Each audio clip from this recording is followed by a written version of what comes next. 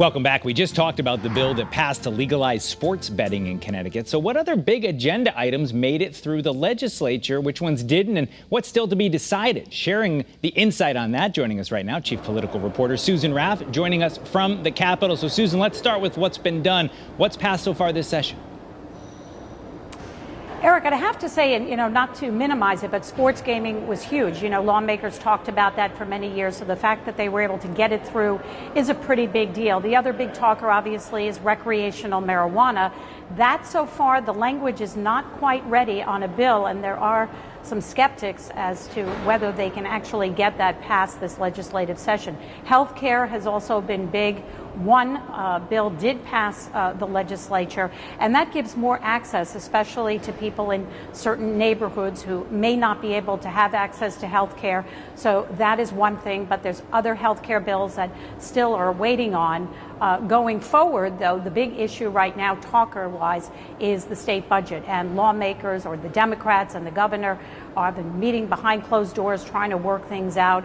But there are some sticking points. And at this point, Democratic leaders are saying if they can't get the governor on board, they may very well go ahead with a state budget because they have to print it and draft it and actually vote on it. But the question is, do they have enough support on that if the governor vetoes that budget? And I know this is something you've seen over the years covering it, and a lot of people at home, probably shake their heads at it. But every single year it comes down to that late night vote on this really long bill. So is that's what's happening right now, probably over the weekend here, is trying to hammer out what's in that humongous bill? Yes, you're absolutely right about that. That comes down every year, and there's always talk about a special session. Now, the governor has said he doesn't want that. Even the House Speaker says he doesn't want that. But of course, they want recreational marijuana to pass. Will they take that up in a special session? Some feel that's not a good idea.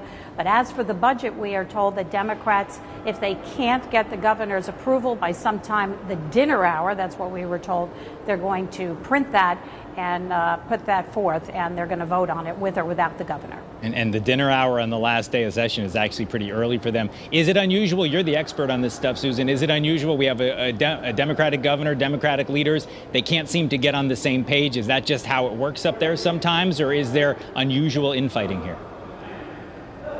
Well, I think there's always some insight that, we're not always privy to. But yes, there were things that both parties want and are very strong about it.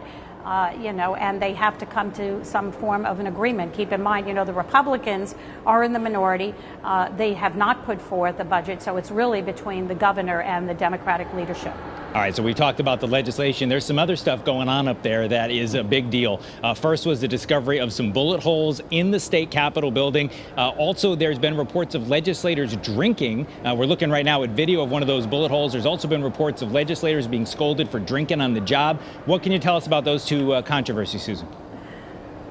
There's so much going on, and this is a stressful time anyway with the session coming to an end. But yes, when lawmakers got back from the holiday weekend, there were bullet holes. In fact, where we're standing now, they've repaired actually the windows, but there were at least 3 holes in the windows when lawmakers came back from the holiday weekend. And obviously that raises security concerns.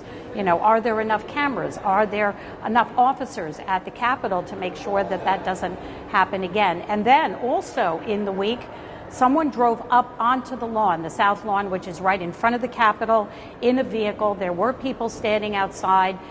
We are told that when officers approached the vehicle, they took off. But that raises other concerns, that especially with what we're seeing at state capitals across the country, is Connecticut State Capitol secure enough?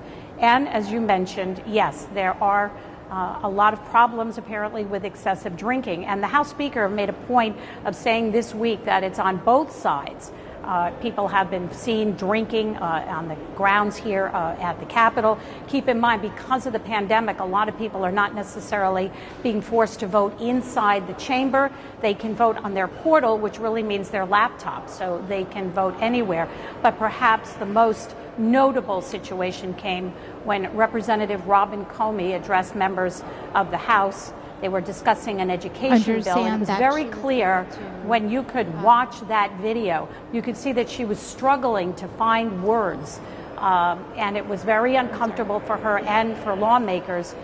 Representative Comey did issue a statement. She apologized to her constituents.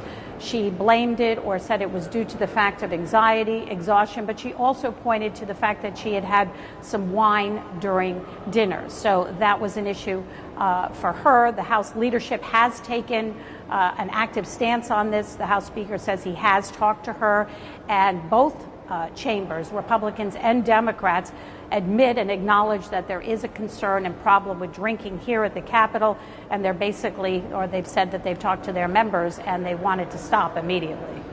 Pretty amazing with all the important issues we've talked about today. With all those issues out there, there's concerns about drinking and security still. That's the big talkers. Susan Raff, our chief political correspondent, thank you as always. And of course, we'll be following you on Eyewitness News as we wrap up this session. You'll, of course, have the very latest. Thank you very much, Susan.